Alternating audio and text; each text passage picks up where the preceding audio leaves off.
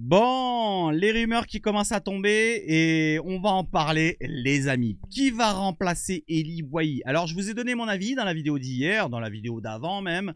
Je préférais attendre personnellement, quitte à ne pas avoir de remplacement pour Eli Wahi. S'il partait, je préfère économiser cet argent et l'investir cet été sur du lourd. Parce que là, il ne reste pas beaucoup de temps, à moins qu'on ait une dinguerie qui tombe dans les prochaines heures pour un attaquant. Et on va en parler justement des dingueries, parce que les rumeurs qui tombent là actuellement, ça me semble un petit peu farfelu. On y va tout de suite sur quoi? Sur l'introduction.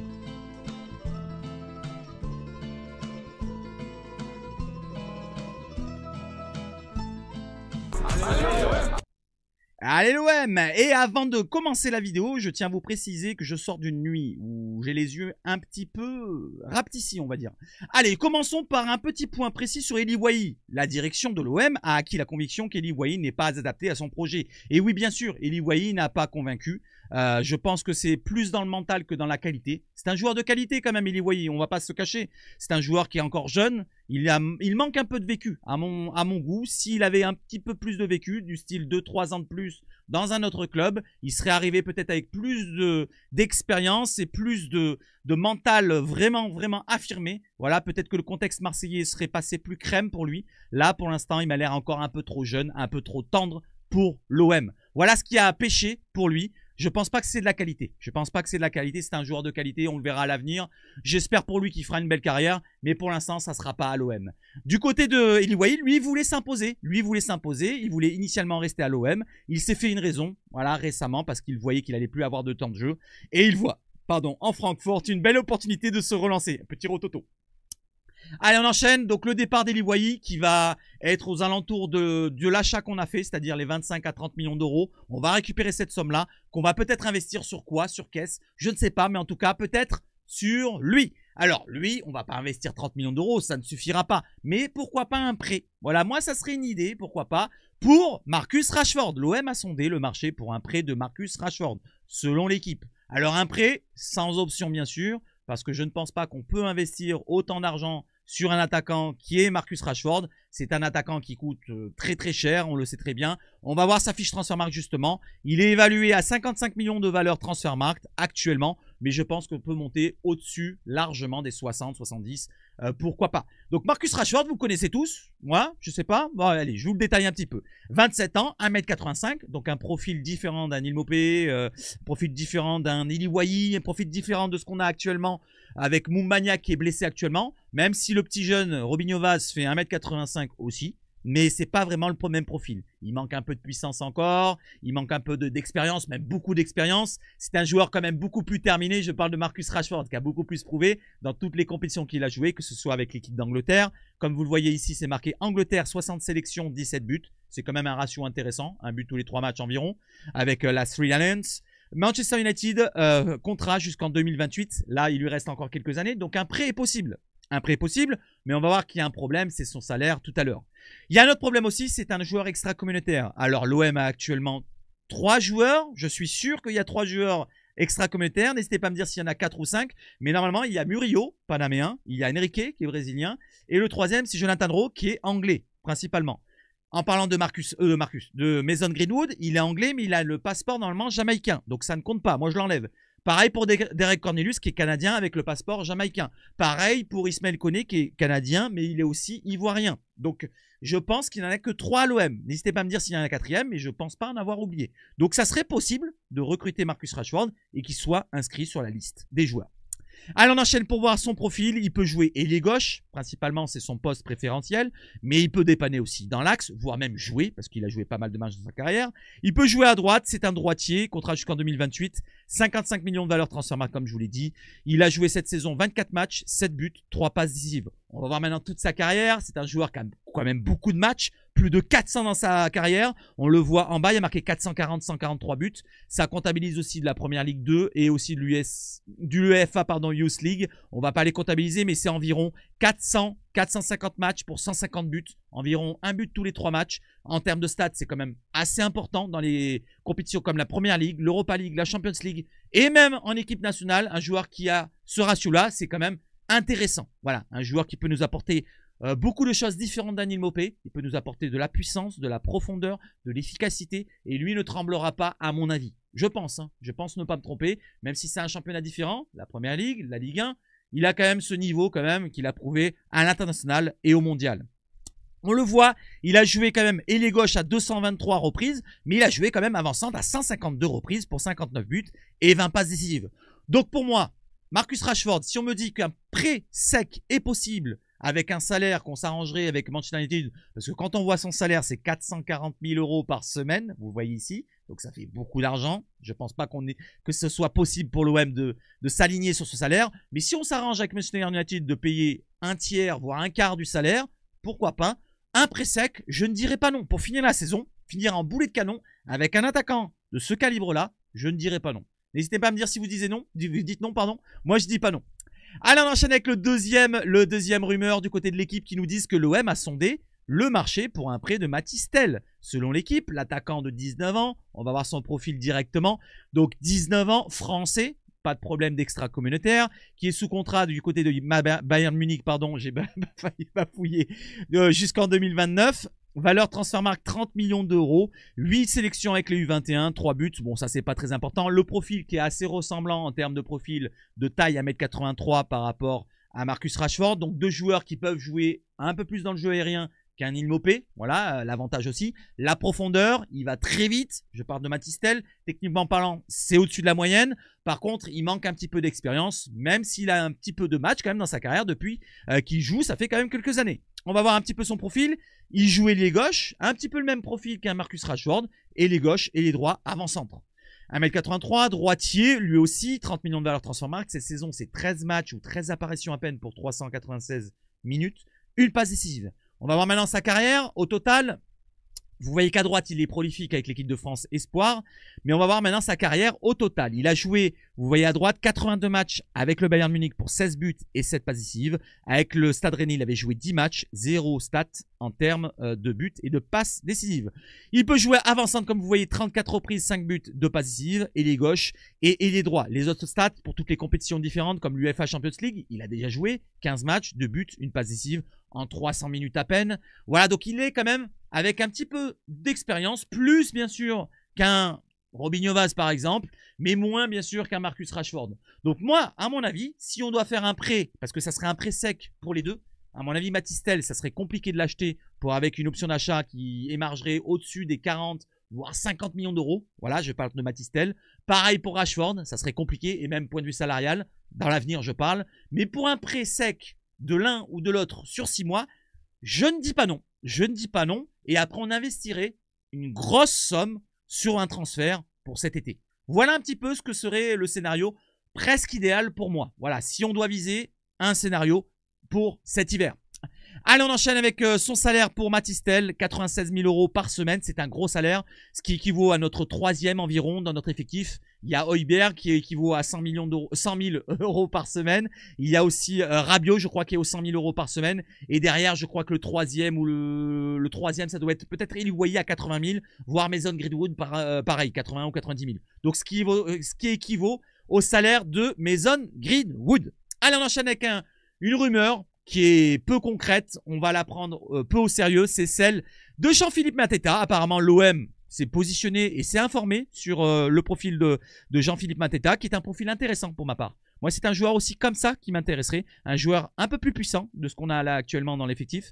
Mais si on doit investir, ça serait peut-être pas cet hiver, comme je vous l'ai dit, parce que si on prend Jean-Philippe Mateta, ça sera pas un prêt. Il est important du côté de Crystal Palace, il est titulaire du côté de Crystal Palace. À mon avis, Crystal Palace ne le lâchera pas sur un prêt. Donc Jean-Philippe Mateta, c'est un profil intéressant, mais ça sera plus pour cet été. Voilà, plus pour cet été.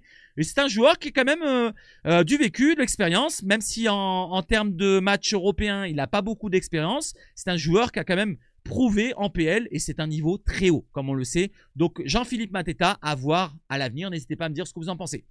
Une rumeur qui n'est même pas une rumeur parce que certains le veulent, c'est surtout une idée pour les supporters olympiens, celle de Santiago Jiménez, l'attaquant du Feyenoord, qui émarge à 37 millions d'euros de valeur Transfermarkt, sera compliqué à attirer pour cet hiver. Je ne pense pas que c'est possible. Comme il est du Fabrizio Romano, Feyenoord insiste pour le conserver à tout prix. Donc si on veut attirer un joueur de ce tonneau-là, pour cet hiver, c'est 50 bars au moins minimum, directement. 50 millions de transferts. Et encore, peut-être que je suis un petit peu en dessous de la réalité. Donc si on veut l'attirer, ça sera pour cet été. Et c'est pour ça que je vous dis d'attendre cet été pour investir sur du Santiago Jiménez, pourquoi pas sur du Scamacca, pourquoi pas sur d'autres joueurs encore qui seraient intéressants cet été. N'hésitez pas à me les proposer dans les commentaires. Mais moi, je miserai tout cet été si on doit mettre de l'argent. Si on doit faire un prêt, ça serait intéressant de prendre un Rashford, même si je pense que ça sera pratiquement impossible point de vue salaire. Ou alors un Matistel, pourquoi pas, ça peut le relancer cette saison. Pourquoi pas pour penser à la Coupe du Monde pour lui aussi. Voilà les amis, pour les rumeurs et les idées de certains. Une autre idée ou une autre rumeur, c'est celle de Jonathan David. Pour ceux qui pensent à Jonathan David, et malgré les échanges brefs de l'été précédent, c'est un dossier plus que complexe pour cet hiver. On va pas se mentir. Je vous en ai parlé hier. Je vous ai parlé de son envie d'aller du côté du Barça. C'est son rêve à Jonathan David. Mais si le Barça ne peut pas investir sur des joueurs comme Rashford, ils ne peuvent pas vraiment investir aussi non plus sur David. Ça serait un problème pour eux aussi.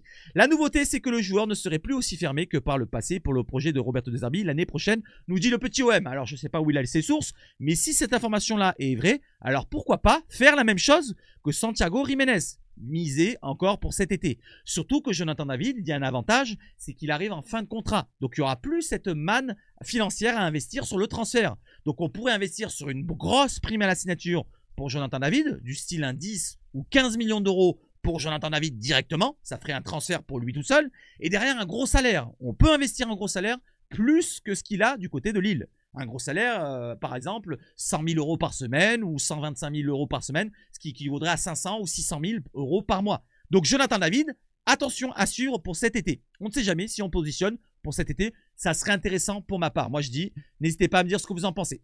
Allez, on enchaîne avec un joueur qui est actuellement dans l'effectif olympien. Je voulais vous montrer un petit peu Robinho Vaz, l'affiche intéressante du petit OM qui nous montre ses qualités et ses axes d'amélioration.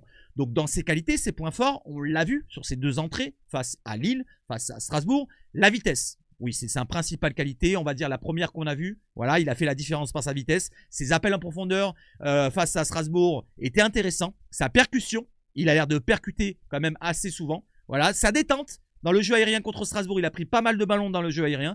L'accélération sur ses premiers mètres, il fait la différence. Que ce soit contre Lille, son premier départ arrêté face à Diakité, il a fait la différence. Il a une accélération soudaine.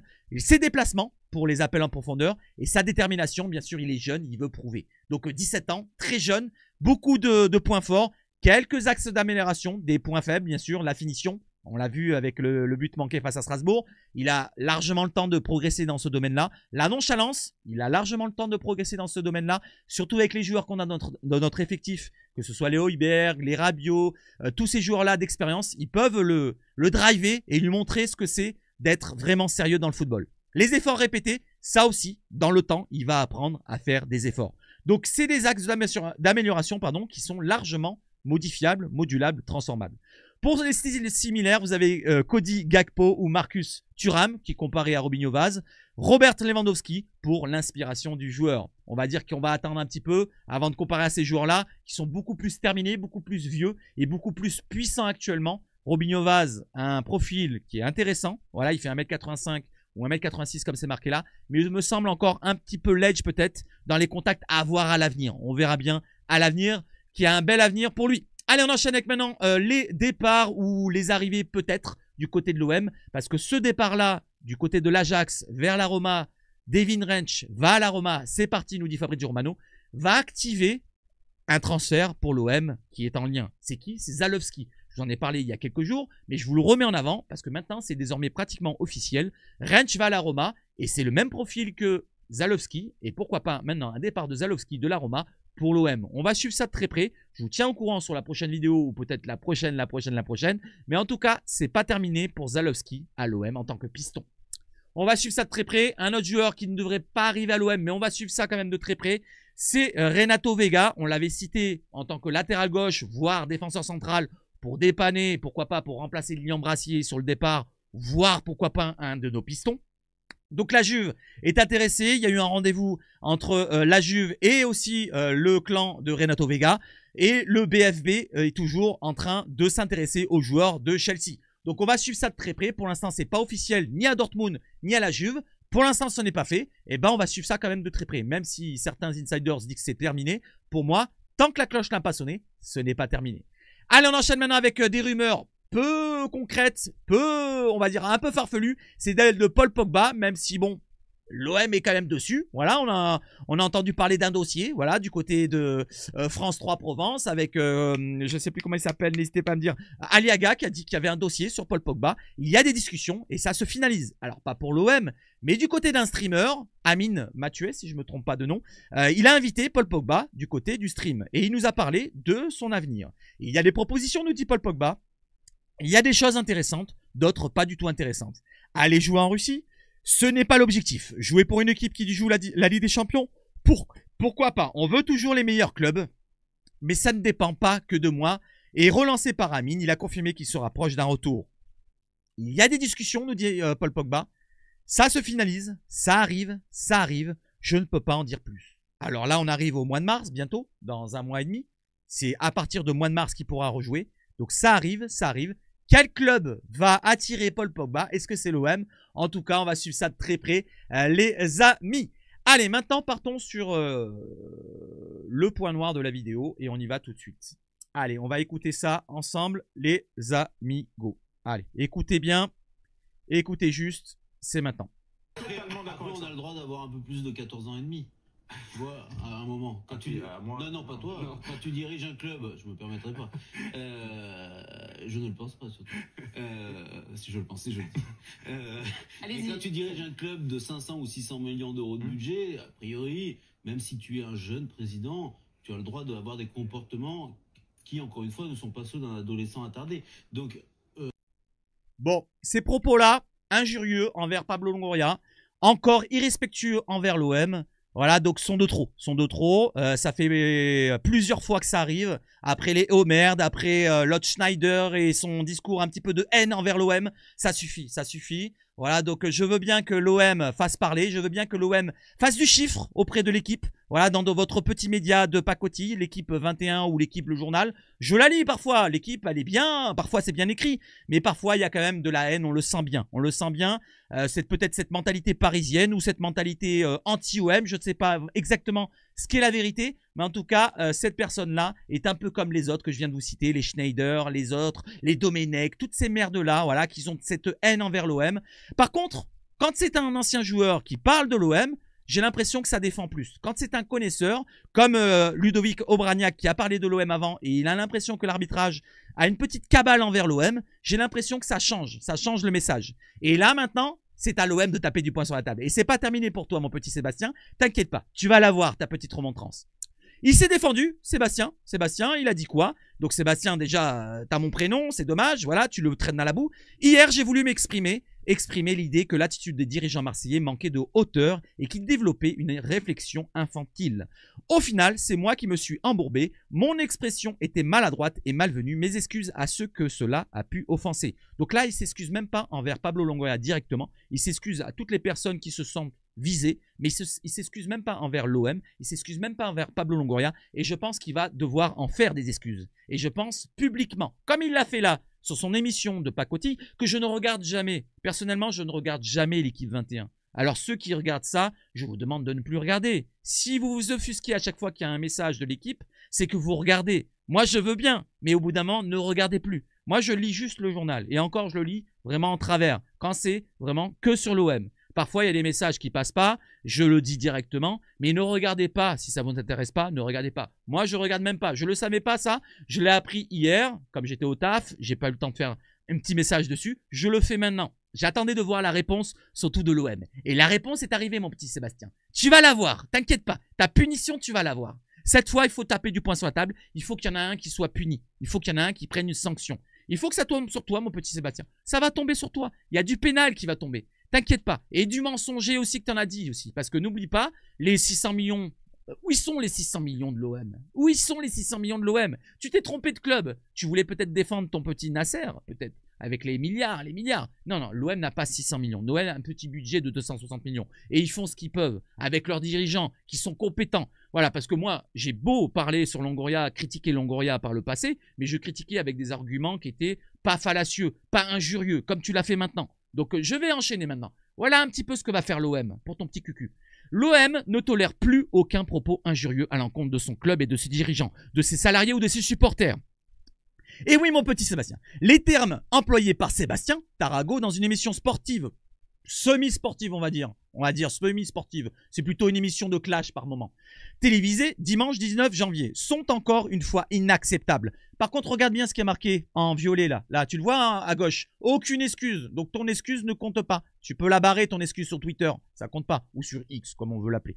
Ne saurait effacer la violence de ses propos, particulièrement à l'heure où la santé mentale est érigée en grande cause nationale. C'est pourquoi, l'OM, par la voie d'une action pénale, sollicitera la condamnation de Sébastien Tarago ainsi que des dommages et intérêts. Donc tu vas devoir soit casquer, et t'excuser en plus. Je pense que tu vas faire les deux. À mon avis, tu vas écarter les galettes. Voilà mon petit Sébastien. J'ai été gentil, je t'ai pas insulté. Voilà, rien d'injurieux de ma part. Par contre, il y a une personne qui vous en veut. Voilà, c'est monsieur Pablo Longoria qui est juste ici. Je te vous vois quand même, hein, Sébastien, excusez-moi. Et monsieur Benassia aussi qui t'en veut. Parce que monsieur Benassia, on le fait passer pour un escroc, pour un voyou, pour une racaille.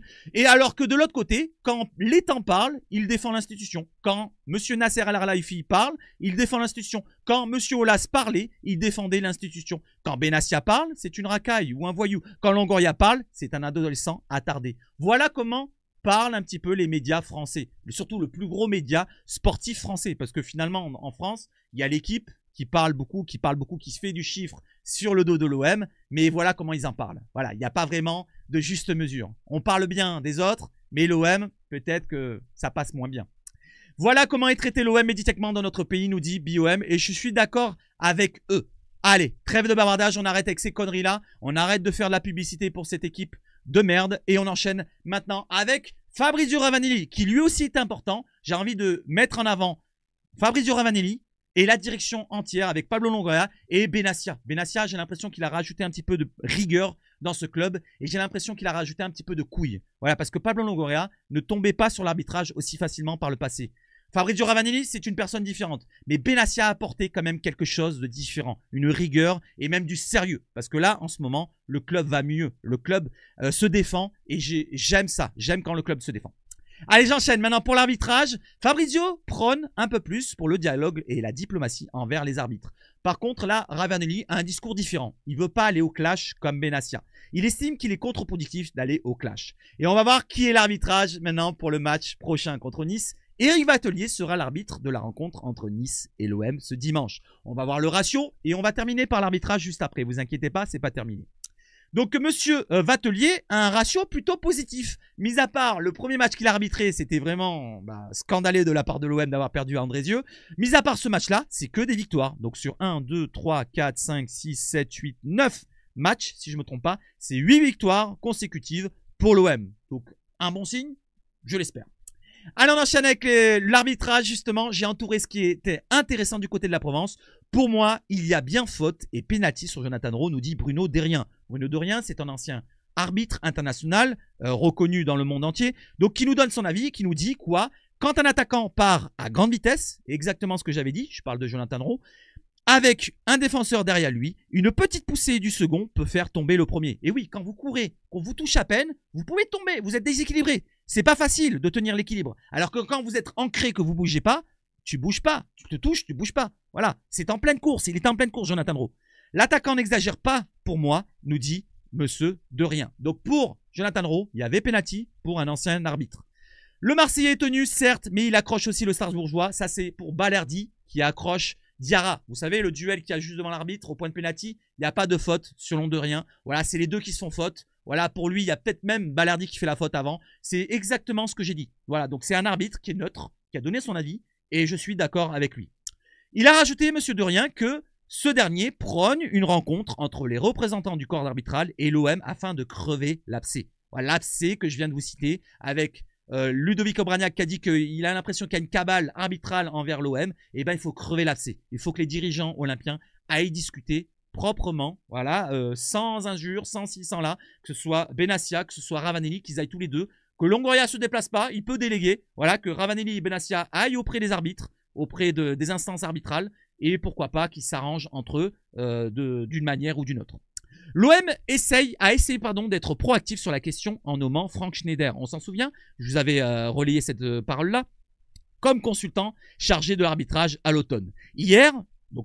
Avant-hier plutôt, le club olympien réfléchissait à la manière de prolonger son action en la matière. Plusieurs stratégies étaient sur la table afin, avec à chaque fois une volonté, frapper fort pour que cela cesse ou essayer en tout cas. Donc on essaye à l'OM de régler cette chose, l'arbitrage qui est problématique cette année pour l'OM et les années précédentes. Mais cette année, on ne laisse plus passer. On ne laisse plus passer et j'ai l'impression que l'apport de Benassia a apporté un peu plus de cojones. Voilà les amis, je pense avoir tout abordé avec vous. C'était une vidéo qui commençait par le mercato et le petit coup de soufflante pour Monsieur Tarago. J'espère que tu n'as pas été trop... Voilà, hein, Monsieur Tarago. Donc je vais vous souhaiter maintenant de passer une excellente journée, une excellente soirée, si vous me regardez ce soir. Et on se dit à la prochaine. Vive le foot chez Savage Foot. Et surtout, allez l'OM!